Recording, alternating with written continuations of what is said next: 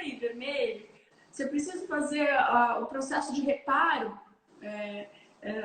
num tecido que foi cortado, que foi Sim. invadido, o vermelho associado, claro que cada um na sua dose, né, na sua dosimetria correta. E lembrando, gente, dose de laser para ROF não é uma coisa que vem em protocolo pronto, tá? Vai variar conforme a necessidade daquele paciente, da cor da pele. Então, Da quantidade de gordura, da idade, então, de como tá, se está ressecado ou não essa pele. Né? Exatamente. Então, uma pessoa jovem, de 20 anos, não vai receber diferente, a dosimetria vai ser diferente do que uma pessoa de 60. Se a mulher já entrou na menopausa, mais ainda. Por quê? Porque conforme a gente vai envelhecendo, né, a gente vai tendo um achatamento da junção dermoepidérmica, a gente vai tendo pitose de tecido, migração e absorção de coxinha de gordura, absorção, por exemplo, também de tecido ósseo. E com tudo isso, a gente sabe que o sangue já não chega mais igual. Sim. Então, a falta de nutrição do tecido vai causando esse processo de envelhecimento. Então, o laser, as luzes, né, elas vão entrar em vários momentos da harmonização facial. Seja ajudando na angiogênica a chegar essa nutrição necessária, né, por oxigênio, não só oxigênio, mas por toda a nutrição e toda a permeação de moléculas importantes. Sabe. Ô Lu, então você está me falando assim, né? Que as fontes de luz, principalmente âmbar, vermelho e infra, vão contribuir para trabalhar, né, todo esse pós-operatório do que você utilizar, que são várias opções dentro da ROF, né, para você modular esses resultados aí, que sempre vai ter uma certa agressão, né? E também no uso aí para prevenir intercorrências, né? E também para tratar intercorrências. Aí eu quero te fazer uma pergunta. O que você acha, né? A gente até conversou isso outro dia, eu falei, né? Você estava com a live com a Simone Sattler, e aí eu fui lá e escrevi um negocinho. Então eu queria que você falasse aqui, e o uso da fotobiomodulação para preparar todo o sistema orofacial, né? Para então fazermos então intervenções mais agressivas, como mesmo microagulhamento, colocação de fios, né? Todas essas opções que nós temos aí dentro da harmonização. Eu acho fantástico, a gente faz bastante aqui no Instituto, né? Porque, como a gente estava comentando, cada comprimento de onda tem um alcance, um objetivo. Alguns comprimentos de onda têm um ou mais cromóforos em comum, mas pensa o seguinte, quando eu tenho um preparo de pele para receber um implante facial, eu tenho uma hidratação superior que eu acabo alcançando nesse tecido, uma nutrição, né? A gente consegue, através também de procedimentos combinados, até com mesclas, a gente consegue ter a carreação desses nutrientes, dessas moléculas importantes, para que o meu tecido, a hora que ele tenha intervenção, ele esteja numa espessura mais adequada, que ele tenha uma hidratação e nutrição adequada, porque eu posso manipular ele de uma forma que a hora que eu tiver um procedimento um pouco mais invasivo, ele já vai estar estruturado e preparado para responder. Sim, tá? Sim. Porque o que a gente percebe, eu vejo muita gente, isso eu fiz uma live com um cirurgião plástico na quinta-feira e ele falou isso também. Quando a gente tem uma pele para fazer uma cirurgia plástica, por exemplo, então eu tô com pitose de tecido, a pessoa tá cheia de ruguinha, cheia de fratura dérmica no rosto, pele fina, e ela vai fazer a ritidoplastia. Você, quando faz esses procedimentos mais invasivos, você puxa, você reposiciona, mas você não trata a pele, não trata a epiderme, não trata a derme. Daí vai lá, uma epiderme com a camada córnea enorme, uma dificuldade de homeostase, né? E de equilíbrio do meio interno e do meio externo. Aí você acaba gerando excesso de oleosidade, você acaba gerando uma dificuldade de eliminar toxinas, você gera desequilíbrios muito grandes que no final você acaba às vezes tentando compensar com procedimentos pós que acaba às vezes não são eficientes, né? Não são eficientes. E aí você acaba tendo um resultado abaixo da expectativa, principalmente sua, né? Porque a gente é muito exigente com os nossos tratamentos, né? Então, eu acho que nesse ponto a fotobiomodulação vem contribuir muito de uma forma não invasiva, né? De uma forma eficiente. A gente vê vários trabalhos aí mostrando isso, né? Já não é uma coisa tão nova assim, né? E só vai melhorar os resultados aí e a expectativa do paciente, né? A confiabilidade, né, do paciente no profissional fica muito aumentada, né? Com certeza. Então, assim, eu vejo muita gente falando também, poxa, a gente começou a falar da parte de intercorrências dentro da ROF. Então, esses dias eu vi um comentário que me chocou um pouco.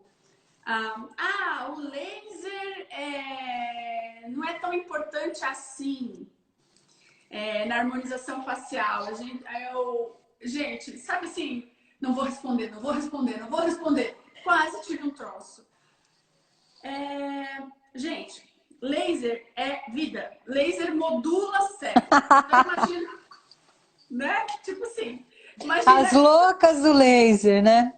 Não, é que assim, você não tem noção como eu fiquei mal. Eu imagino. Tenho sim. Tenho sim. Imagina só, eu vou mostrar para vocês aqui uma foto, tá? De um caso de uma paciente que eu reverti totalmente uma necrose de nariz com PDT. Sim. Tá no teu livro. Tá. Fantástico. É assim, Lu, a gente, mais o começo da ROF, né?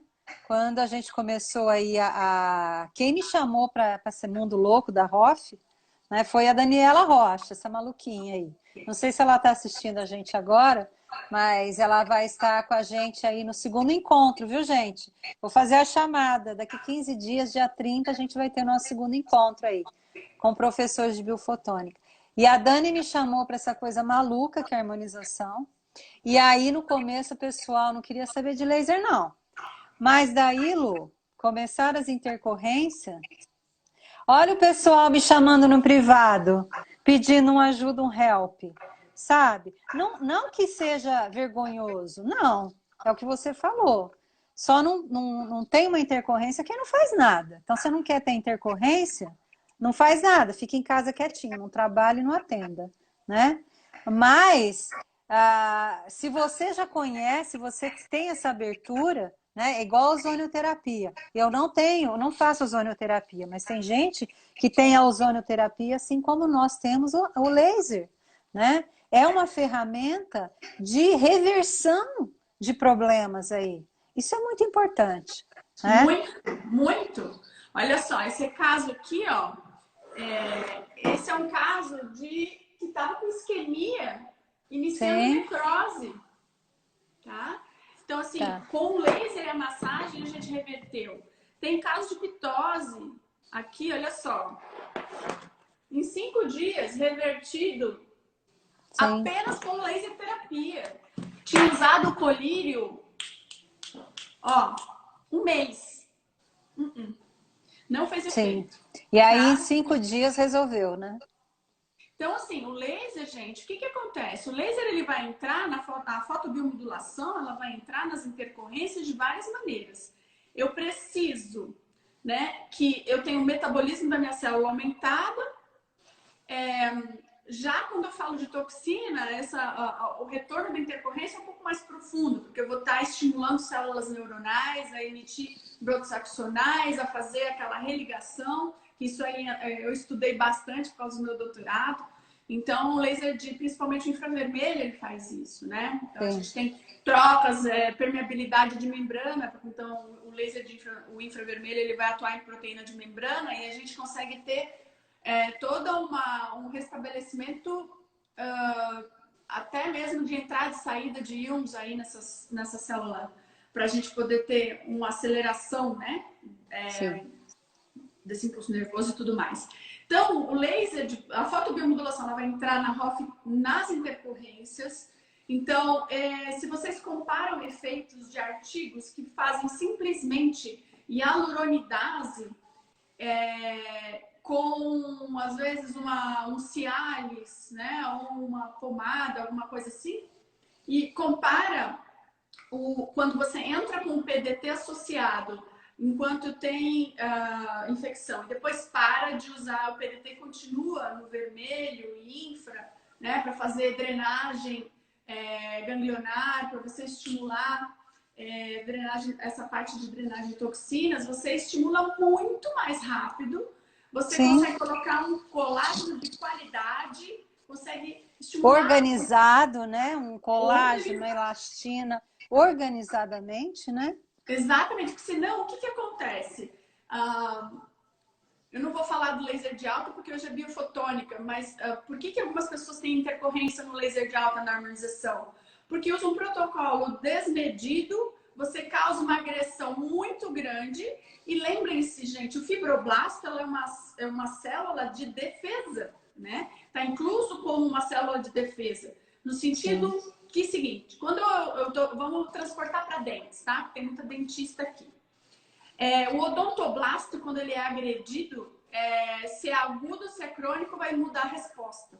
Então, ele vai formar a dentina reacional para proteger a polpa, né? E o dente de das estruturas mais nobres que estão para baixo. O fibroblasto faz a mesma coisa. Quando ele se sente agredido, por isso que a gente agride a pele, ele vai fazer essa excreção, essa secreção, né? Ele vai sintetizar proteínas necessárias, na verdade, para que a gente tenha um tecido de sustentação maior, para que eu isole as estruturas mais nobres que estão para baixo. Sim. Então, todos são processos que tem que estar numa ressonância. É tudo muito tênue, né? Muito delicado, né? Porque ou você vai fazer isso de forma muito agressiva e aí ele vai sintetizar um colágeno desorganizado, porque ele tem que se proteger muito rápido, né? Então, se agrediu demais, ele, vou fazer de qualquer jeito porque eu tenho que me proteger. Ou ele não faz nada, ou ele bloqueia a ação. Então, o laser, você tem que saber usar, não pode usar protocolo pronto, porque senão você ou não faz efeito nenhum, ou pode fazer excesso.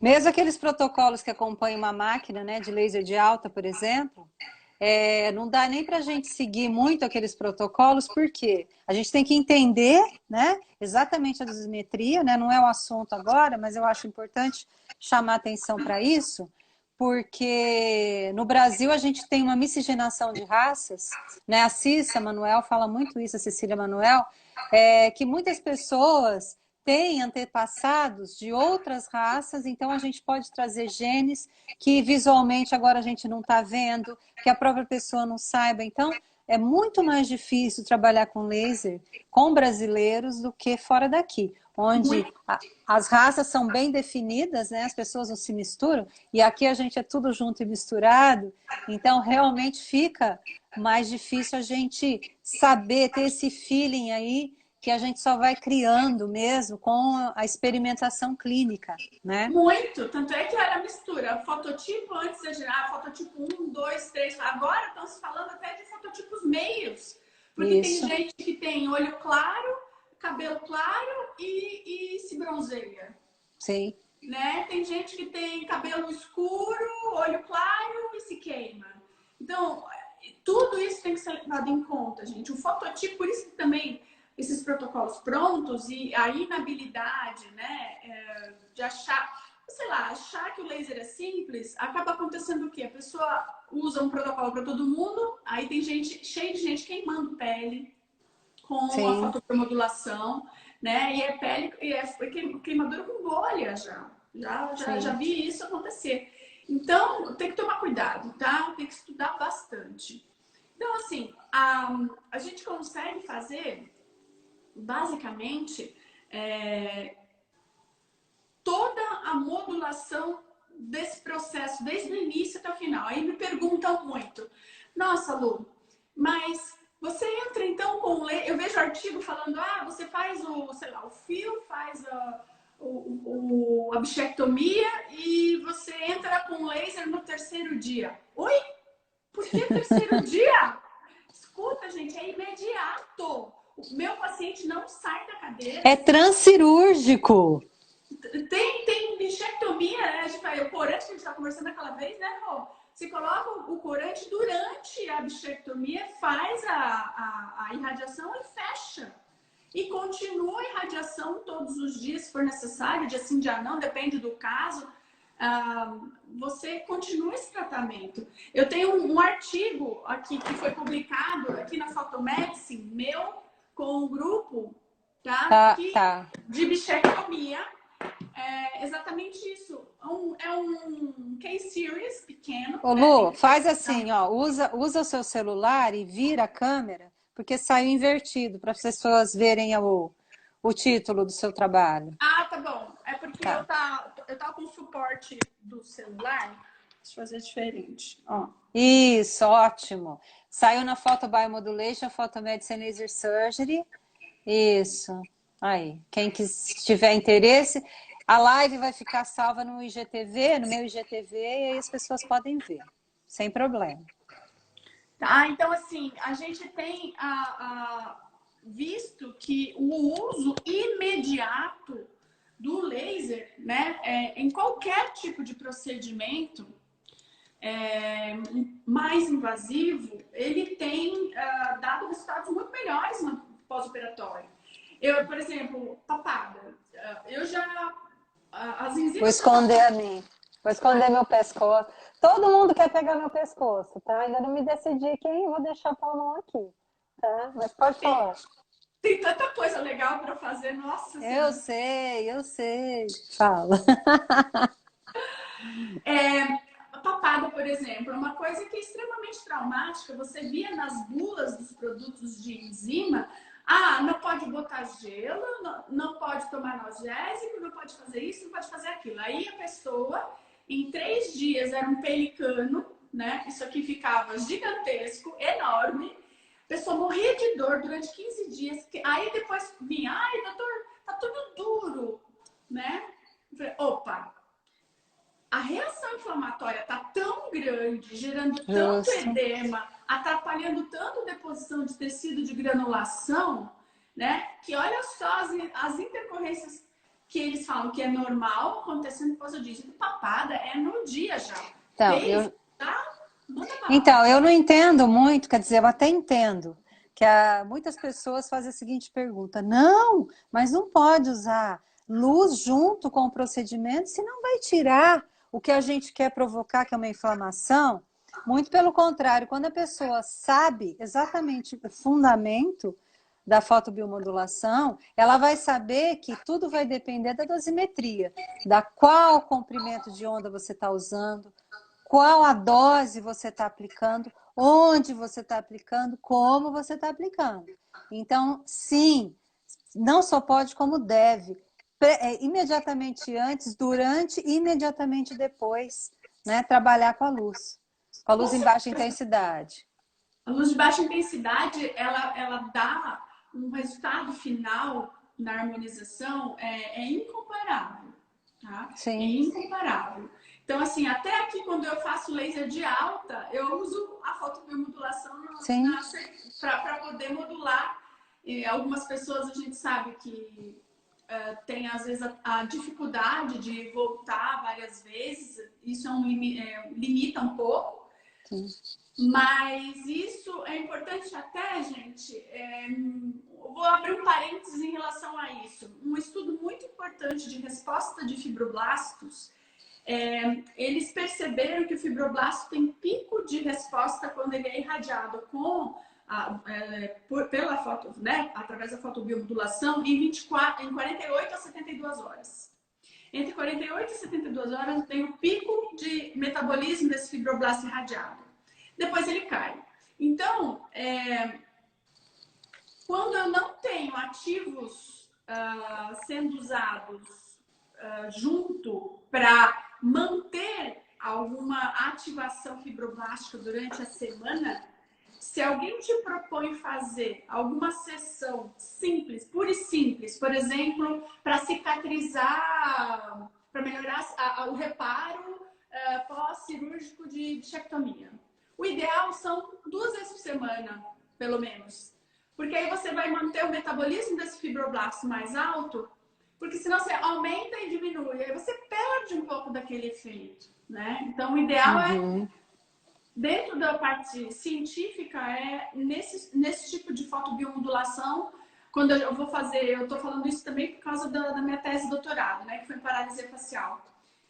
A gente sabe que todos os resultados da fotobiomodulação, o ideal é 2 vezes por semana, pelo menos, né? Sim, então, pelo menos.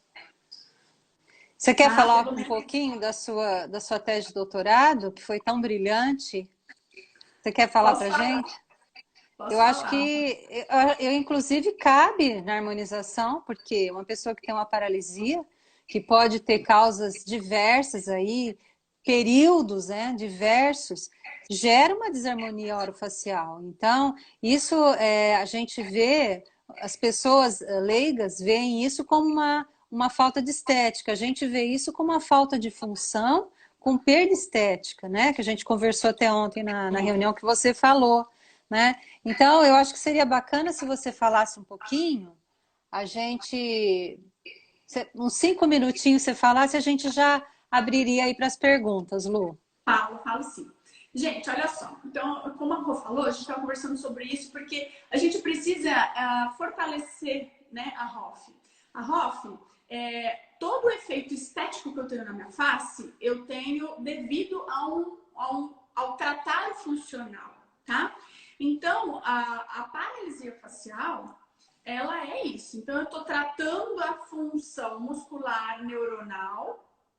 E quando eu tenho uma atividade do meu músculo e do meu nervo voltando ao metabolismo anterior, voltando à atividade usual dela, né? Ou pelo menos melhorando um pouco em relação ao que ela está, porque o que é a paralisia facial? É uma falta de contração muscular provocada pela falta de transmissão do impulso nervoso do nervo facial. Então, a pessoa pode... ela é multi-etiológica, tem mais de... Na verdade, um livro mais famoso fala de 85, mas a gente sabe que tem mais de 200 causas de paralisia facial, infecções virais, bacterianas, fúngicas, eu tenho alterações de metabolismo como gravidez, diabetes, eu tenho a paralisia de Bell, que teoricamente fala que é idiopática, mas a gente sabe que tem outras causas aí envolvidas, sem explicação, até a pressão do avião. Eu tenho herpes, os herpes simples, zoster e herpes 6, que estão no topo da lista de mais acometimento.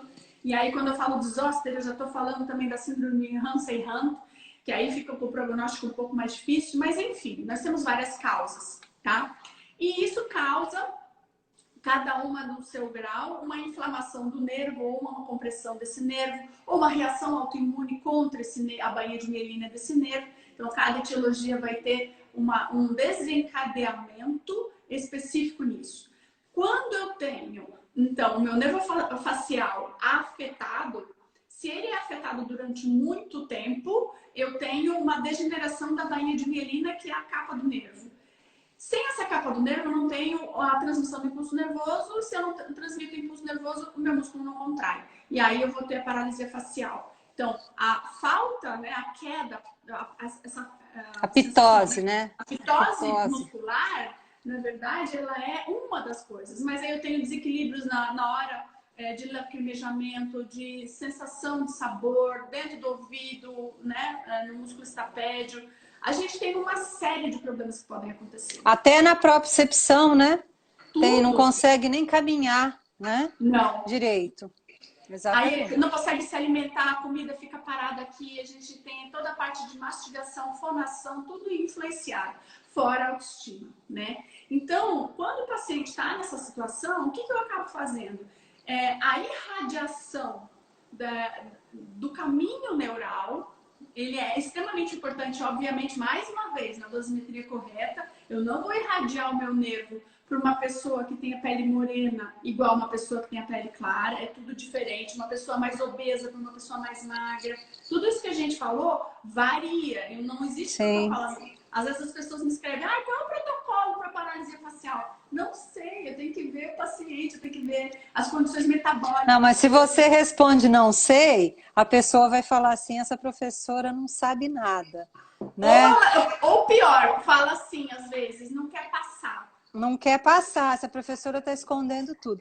Então, assim, antigamente, assim, eu respondia tudo. Eu falava assim, não, se for assim, se for assim, se for assim. Hoje eu paro, penso, será que eu respondo? Respondo algumas coisas, porque, na verdade, né, Lu, o que a gente gostaria, isso a gente vai falar com a Roseli aqui, é que as pessoas tivessem uma fundamentação séria, né? Porque uma pessoa que sabe, que conhece os fundamentos da fotobiomodulação, ela jamais vai fazer uma pergunta assim. Ela vai falar primeiro o perfil do paciente e depois falar como que o laser poderia ajudar, né? Com certeza, sem dúvida nenhuma. Exato. E aí o processo, aí o que a gente faz, né? Então, óbvio, eu tenho até o tempo de paralisia vai variar. Então, se eu tenho uma paralisia recente e uma paralisia assim, de crônica, eu tratei pacientes na minha tese de doutorado com 26 anos de paralisia facial. E aí a gente melhorou 80%. Todo mundo vai melhorar 80%? Não posso dizer isso. Porque cada um tem, cada etiologia, eu não sei se aquela pessoa tem. Aí entra, olha só que bacana, aí entra o processo de reparo também. Porque quando eu entro com a parte de laser terapia, né, a fotobiomodulação, dentro da nervo e músculo, a gente sabe que as células de Schwann, que são as células responsáveis por formação de bainha de mielina, para voltar àquela estrutura, né, inicial, para que o impulso nervoso também volte a passar, ela é extremamente... o fibroblasto, né, e a célula de Schwann, que a gente tem fibroblasto dentro das camadas, né, que contornam o axônio, a gente sabe que precisa dessa estimulação para formar essa bainha de mielina. Então, quando eu tenho o retorno dessa bainha de mielina de forma organizada, eu consigo ter um retorno desse impulso nervoso passando ali. Mas algumas pessoas, isso a gente sabe que varia de padrão para padrão. Às vezes a pessoa teve paralisia facial, foi uma paralisia de Bell, não foi traumática, então não é uma coisa assim extremamente aguda, mas detectou-se fibroses nesses pacientes, né? Ali a nível da placa endoneural. Motora. Né? Da motora, perdão. Da placa motora. Então, o que será que aconteceu? Por que aconteceu essa fibrose ali?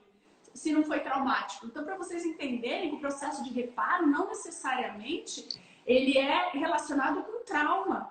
Eu tenho que ter a modulação desse processo de reparo, mesmo num momento que eu não tenho. Para direcionar esse reparo, né? Para direcionar para o lado do bem, vamos dizer assim, né? Que é a mesma coisa. Para o músculo, isso é muito importante. Muito importante, porque assim como na pele, no epitélio, né, na mucosa, a gente vai ter uma cicatrização, uma regeneração, como a professora Márcia falou, né, da musculatura. E quando a gente utiliza, me corrija se eu estiver errada, o laser infravermelho, a gente vai evitar uma fibrose também muscular. Claro, né? Com certeza. Eu conversei muito com o professor Nivaldo Parisotto sobre isso. Ele é maravilhoso, ele domina todas as técnicas dessa parte muscular, neuronal, né? E ele que me deu também várias coisas a respeito, conversou muito comigo com o protocolo duplo. Por que o protocolo duplo? Porque a gente acaba atingindo mais cromóforos, né? Em níveis diferentes. Porque a gente sabe, eu preciso do comprimento de onda numa energia suficiente para ele ter profundidade? Sim, mas quando eu entro com apenas um cromóforo, muitos deles vão ser absorvidos na superfície. e sim. alguma coisa não passa. Então, a gente consegue trabalhar com um resultado muito bom. O professor Nivaldo Parisotto teve resultados maravilhosos com o protocolo duplo para reabilitação, inclusive de atletas e reabilitações musculares. Então, a gente conversou e foi daí que a gente começou a ter essa ideia de fazer o protocolo duplo para a paralisia facial também. Só deixa claro que é o protocolo duplo, que talvez as pessoas não saibam o que seja, tá? Ah, tá bom. É o uso do vermelho e infravermelho concomitante. Agora tudo eu vou usar duplo porque tem mais formófilo. Não, gente. Quando você usa o duplo, você dobra a potência. Então, se eu uso, por exemplo, nesses equipamentos novos, 100 miliwatts de potência do vermelho e 100 miliwatts do infravermelho, você está usando 200 miliwatts. Quando eu chego em 200 miliwatts, daí para cima, eu tenho uma tendência ao aquecimento. Sim. E quando eu tenho a tendência do aquecimento, eu posso ter efeitos deletérios, tá? Então, a gente não pode usar altas doses de energia com um protocolo duplo para tudo, tá? Porque a gente tem essa dobra a potência e aumenta, como se eu uso 3 joules, por exemplo. 3 joules, eu vou estar usando 3 de infra e 3 de vermelho. Estou usando 6 joules. Exato. Então, tem que tomar cuidado com isso. É bom, certo. mas tem que saber mais ainda saber usar, porque a quantidade de efeitos adversos aumenta, tá? Ô Lu, abri para comentários, para perguntas, tá? A gente já tem uma pergunta aqui, deixa eu ver. Ah, tá. A dose varia segundo o fototipo? Varia sim, com certeza. A tendência, de forma geral, é quanto mais clara a pessoa, maior a dose. Quanto mais escura a pele, menor a dose, tá? Mas entre isso também, a gente também tem uma alteração da dose na mesma cor de pele, como a gente falou. Às vezes tem mais... Oi, Marcinha. O pessoal tá entrando. Queridos. E aí, gente? Façam perguntas. De pele, tem outras coisas que a gente precisa levar em conta. Então, sim. sei lá. Até a forma, né? O modo que você está usando, né? Lembrando que fotobiomodulação sempre em contato, né? Para não ter perda de luz aí, que vai refletir. Aqui outra pergunta, ó. Para o microagulhamento, o ideal é fazer após o procedimento e vermelho? Com certeza, eu uso imediato. Terminei o microagulhamento, eu já faço o vermelho no momento. Porque a gente sabe que o comprimento de onda vermelho, né, ele tem toda aquela cascata que ele faz o desenvolvimento, a cascata em relação ao óxido nítrico também, a aceleração da reação dos elétrons e a formação de ATP. Então, a gente sabe que começa tudo aí. Como a Karen falou, efeitos primários e secundários, né? Sim, então, a gente perfeito. Precisa do vermelho, sim. O que mais, pessoal? Ô Lu, como que você usa quando você vai fazer fios? Não, preenchimento. Primeira coisa, preenchimento. Preenchimento. Então, assim, preenchimento tem uma coisa muito interessante aí. Existe uma técnica que se usa o LED azul para você fazer um recrutamento, uma melhora da hidratação do local, né? Eu só uso, por exemplo, o LED azul nesse caso em pessoas que não têm melasma, se tiver um distanciamento, o LED azul tem que fazer varredura. Então, existem alguns protocolos, porque eu sei que isso está muito divulgado.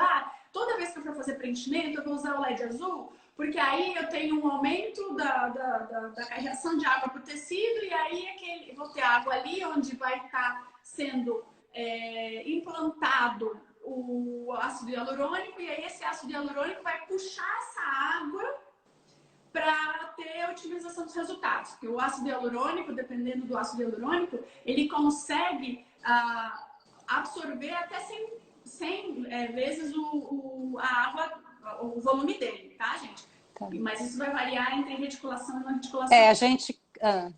pode terminar, desculpa. Se é reticulado ou não. Só que nada adianta eu fazer esse tipo de atitude antes de fazer uma injeção de ácido hialurônico se o meu paciente não tomar água. Sim, sim. Exatamente. Se ele não tomar um copo copo d'água por dia, que na verdade a gente sabe que o certo é em torno de 2. Ô, professor Nivaldo, querido! Ó, Nivaldo entrou, mas que honra! Cadê Nivaldo? Tá lá embaixo. Eu tô... Querido, adoro você, professor. Ah, que gracinha. Nivaldo, obrigada. Você é muito querido, muito importante pra gente. Isso aí. Referência mesmo. Referência mundial, Nivaldo.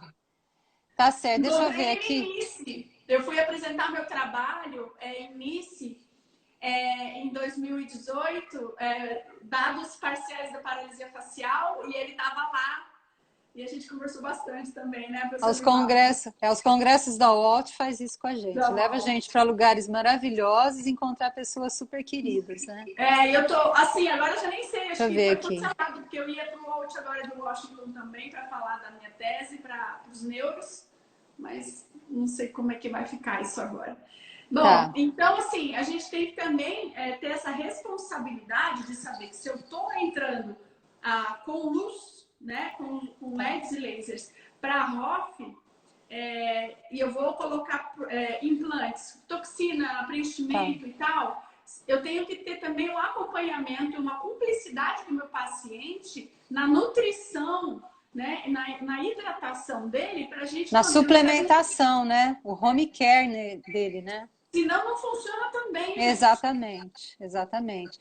Ô Lu, nós estamos aqui com 9 minutos ainda. Vamos ver mais 2 perguntas aqui. Qual o comprimento de onda utilizado pós-fios de sustentação? Olha, fio, eu gosto de usar o vermelho também. Tudo que é mais invasivo, imediato, eu gosto de usar o vermelho porque a gente percebe que o processo, esse processo de reparo, e eu uso também aí o infra na região de cadeia ganglionar. Tá? Para drenagem. Para drenagem. Então eu gosto de fazer isso. O vermelho no local e o infra. Algumas vezes até poderia talvez usar o duplo, mas uma dose bem baixinha, tipo 1 joule. Sim, né? sim, perfeito. Isso também. E aí depois a gente pode entrar com o âmbar também. Sim, eu gosto de usar o âmbar, não sei se você faz isso. Eu entro com o âmbar depois de pelo menos 5 dias, né? Para dar aquele boom mesmo na formação das proteínas de sustentação e ácido hialurônico aí, né? Porque primeiro a gente tem que cuidar, gente, de remover todo aquele excesso de edema, modular todas as células do processo inflamatório e da parte álgica inicialmente, porque, como eu falei inicialmente, se eu não tiver o excesso de edema absorvido, enquanto eu não tiver esse excesso de edema absorvido, eu não vou ter uma deposição efetiva do meu tecido de granulação e não vou ter uma maturação correta desse tecido de granulação. Por isso que o âmbar, o ideal é entrar, para ele ter o boost do efeito, a partir do 5º dia. Porque eu já passei essa parte mais do edema, né, mais aguda do edema, e aí sim eu já estou entrando numa fase que o fibroblasto vai começar a modular esse tipo de atividade. Tá, deixa eu só te fazer mais uma perguntinha, eu acho que aí a gente vai ter que encerrar, senão eu não consigo salvar, gente. A Andréia Lago, nossa querida Andréia Lago, está perguntando o seguinte. Amo também. Muito.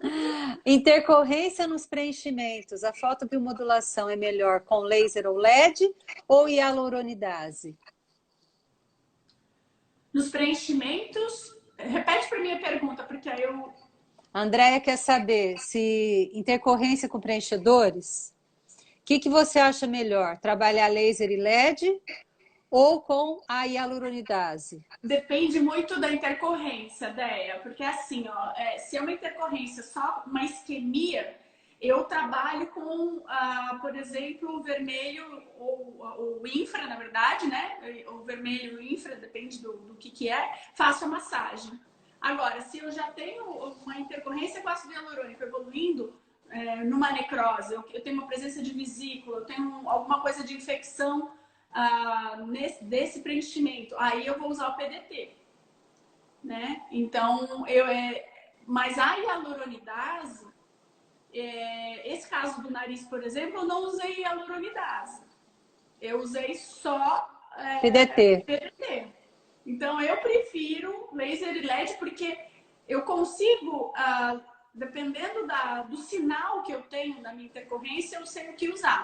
Não estou dizendo que não é para usar hialuronidase, mas a hialuronidase eu tenho um pouco de medo, porque às vezes as pessoas acham que vou fazer de qualquer jeito porque tem hialuronidase. Aí vai lá, preenche, bota hialuronidase em excesso e aí aquela hialuronidase acaba quebrando o ácido hialurônico do próprio organismo da pessoa, causa uma depressão, né? Aí fica pior, né? Tecidual, exatamente. Aí você acaba tendo Tem mais duas perguntinhas, mas não vai dar tempo de responder as duas.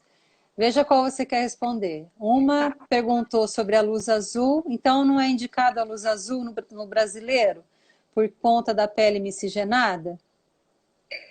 E Não gosto. Eu não, se for para deixar geral, ou você sabe usar muito bem o azul, controlar muito bem o azul, ou não use, tá? Certo. Porque ele pode dar mais efeito ruim se você usa mal, porque tem muita gente que tem melasma, né? Manchas, né? Melanoses, melasmas na pele, por conta dessa miscigenação, toma muito sol, não passa protetor de forma adequada, não repõe. Então, o calor já está provado que ele causa esse problema. Tá? O calor, ele vai piorar as manchas e aí você agride melanócito. O que é o melanócito? É outra célula de defesa. Ele libera a melanina para que a melanina absorva a luz que não passe para os tecidos mais nobres. Ok. Bom, tinha mais umas 2 ou 3 perguntas, uma sobre como você usa a terapia ILIB, se você associa, perguntaram sobre mucosite, a dose, perguntaram de dose do vermelho, depois o microagulhamento eu decorei, para tirar os escritinhos.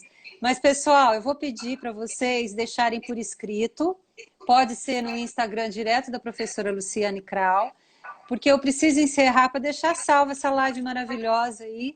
E depois vocês vão vendo, e aí vão fazendo as perguntas novamente, né, que surgirem. Certo, Lu? Então eu quero te agradecer muito, muito, muito, tá? A sua participação foi fantástica, tá? E a gente tem aprendido muito aí nas lives, né? Essa troca. É tão gostoso isso, é tão descontraído, é tão mais fácil o aprendizado, né? Então, que bom que essas novas gerações estão tendo essa oportunidade também. Tá, assisti todas de manhã, todas as palestras maravilhosas, gente, tá demais, parabéns pela iniciativa. Obrigada. E muito honrada pelo convite. Adorei mesmo ter falado e pode contar sempre comigo. Com certeza. No segundo encontro eu quero você aqui fazendo perguntas, hein? Dia 30. Tá? Pessoal, eu vou encerrar essa live com a professora Luciane Krau, vou salvar no meu IGTV e daqui a pouquinho a gente começa aí às 14h30, 14h31, a gente começa aí com a professora Márcia Dias, tá? O uso do laser em ambiente hospitalar, tá? Tchau, Lu. Tchau, pessoal. Fiquem por aí. Já beijo! Fiquem com Deus. Amém.